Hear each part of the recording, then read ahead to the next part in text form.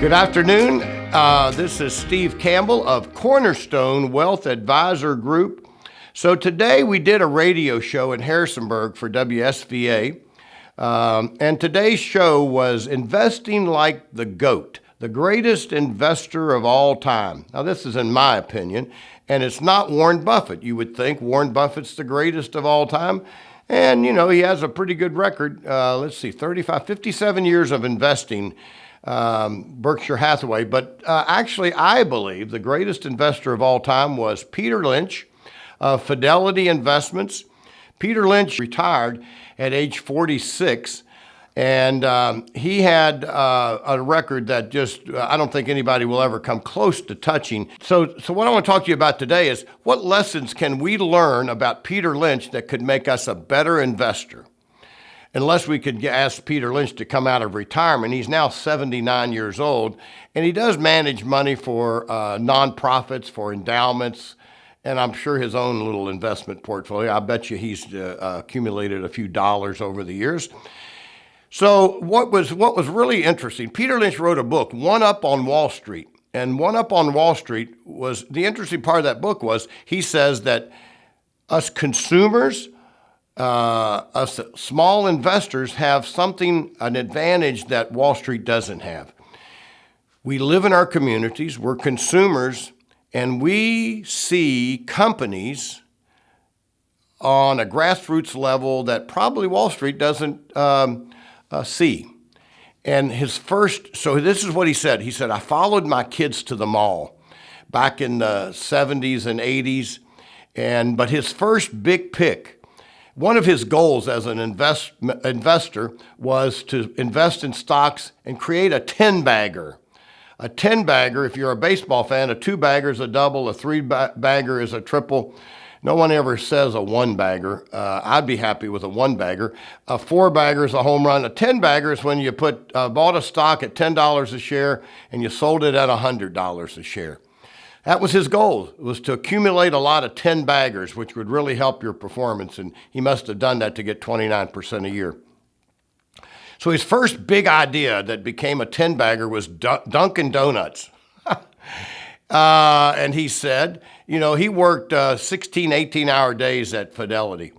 And he said, when I wanted a break, I'd go down on the street in Boston, I'd go down to my favorite coffee shop, Dunkin' Donuts, and he said, I noticed at one point that they're always busy no matter what time of day I showed up. Their coffee was great. He said, I didn't eat their donuts, but he said the coffee was phenomenal, and he said somebody was eating the donuts. He then took that intuition, and then he looked at the financials of Dunkin' Donuts, and he said, you know what, here's a stock that could do well. And he made a ton of money. Another big stock that he talked about in One Up on Wall Street was The Gap. The Gap was a girls' clothing store, teenagers, teeny boppers, what I called them back in my day. We don't refer to them as teeny boppers today. But The Gap, he said, I'd take my kids to the mall, and he said, we'd go by The Gap, and he said, our kids would jump in line. He said, there's always a line outside the store if they had a big sale. So he said, you make enough trips to the mall, you see The Gap. And he said, finally, I thought, well, maybe my girls are onto something. He checked them out. He invested in the company. And lo and behold, those girls had led him to a 10-bagger. Another 10-bagger he had was, I am losing it here. It's not Toyota. It's not Honda. It is, I'll come back to it in a little bit. Anyway, so some of the secret sauce that Peter Lynch had. Subaru was the name of the company. He said, I bought a Subaru in 1979. I paid $3,500 for it. And he said, just for the fun of it in my own portfolio, I bought $3,500 worth of Subaru stock. He said, 10 years later, my Subaru was still running just fine, and my $3,500 purchase was now worth $120,000. You could buy a lot of Subarus for that $120,000. Isn't it interesting that these ideas came from being a consumer and not a mutual fund manager? So part of Peter Lynch's secret sauce was you buy stocks when they're down and they're on sale, but they still have a compelling story. In other words, what separated Peter Lynch from all the other mutual fund managers Sometime if a stock is down 50%, frankly, it should be down 50%. They are not good. They're not a good company. Management's not good. But many times, and a great example, here we're talking in March of 2023, what do we have right now? We have a banking crisis. So we could say today, all bank stocks are down, but not all banks are bad banks, or not all banks are bad investments.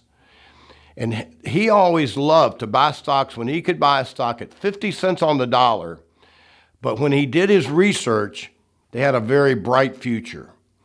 And we talked about on the radio show, what separated Peter Lynch from the person who says, all bank stocks are down, so I'm going to go out and buy some bank stocks without doing their research, was, do they have a product or a service that people want?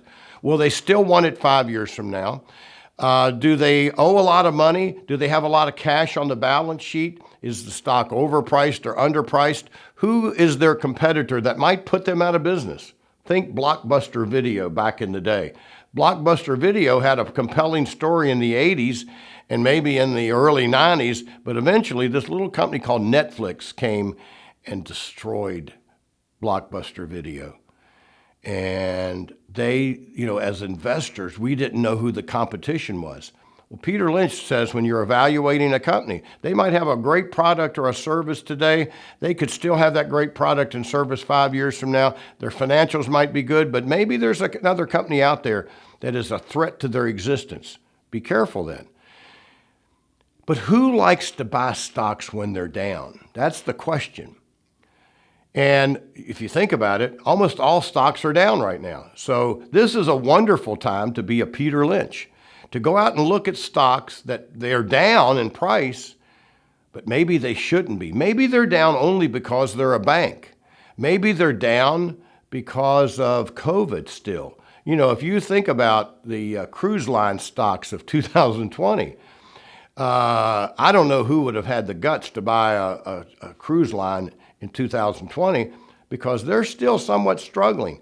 A cruise that cost $3,000 in 2019, you could probably get today for $500. So even though business is relatively good at the cruise line companies, their profits probably aren't because they've had to reduce their prices so much to get people convinced to take a shot on a cruise today. But Peter Lynch's history and the things that we can learn. So here are 4 things at the end I'd like to leave with you. Number 1, a stock is not playing the lottery. Behind every stock is a company that makes profits, that has something to sell that people want. Number 1. Number 2, don't fall in love with your stock because you might have to sell it one day. And I think that's, too many people have too much of their money in that one stock that's made them a lot of money. Number 3, know what you own. You ask a lot of people that own individual stocks, well, what does this company do? I don't know. I bought it because it's going to go up in price. That's not a reason to own the stock. Know what they do. Is what they have something that people want? Is it in demand? Is the industry in demand? Will the industry even exist 10 years from now in this fast-paced world of technology? If they pay a dividend, is the dividend strong? You look at all the bank stocks over the last 3 weeks, not Silicon Valley Bank. They were a bunch of knuckleheads. But you think of all the other banks that they've recently cut their dividends. If you're a bank stock, you got to realize as the president of the bank that people are investing in your company to make money, but primarily for the dividend. And if you're paying a 4% dividend and you cut the dividend to 2%, that's a good reason for your shareholders to run for the exits. So when you're evaluating your companies, know what you own, realize that a stock isn't a lottery ticket. Look at the dividend of the company. There was one other. Know what you own. Stock isn't a lottery ticket. The dividend is strong. It'll come to me later, but anyway, I think I've spoken enough. Maybe we can't put together a performance of 29% a year. But you know what? You can be a good investor. And I believe this is not a stock recommendation, but I believe that if we look at the last 18 months now, we've been in a bear market. And there are a lot of stocks that are on sale that make sense today. And maybe those stocks are the coffee you drink, or the car you drive, or the clothes your teenagers are wearing. You don't know. But, your intuition is at least a good starting point to maybe check that company out. I've always said the greatest stock to buy today is a stock that we can't buy, Chick-fil-A. It's a privately held company, and they're going to stay privately held because if they were to suddenly be a publicly traded stocks, the shareholders would say to them, it makes no sense not to be open on Sunday. We want you to open up on Sunday. And you'll never see them. But, when you think about going to a store that's always got lines, in Stanton, there's a McDonald's that might have 3 or 4 cars in line. There's a Bojangles next door that might have 1 or 2 cars. And then there's Chick-fil-A that have 42 cars going around the street corner, and they're always busy. They do 5 times the business that McDonald's does, and they're not open on Sunday. So that's our little tribute to a living legend, Peter Lynch, today. So I hope your weekend is good and enjoy this beautiful weather.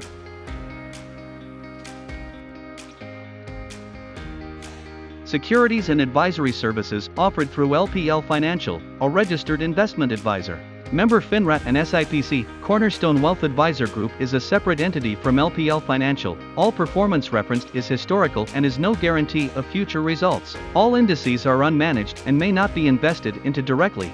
During this segment, we may discuss specific investments. These discussions are for general information only and are not intended to provide specific advice or recommendations for anyone listening to the show. Please consult a qualified legal, tax, or financial professional prior to investing to determine what is appropriate for you. Investing involves risk, including loss of principal. Content in this material is for general information only and not intended to provide specific advice or recommendations for any individual. All performance referenced is historical and is no guarantee of future results.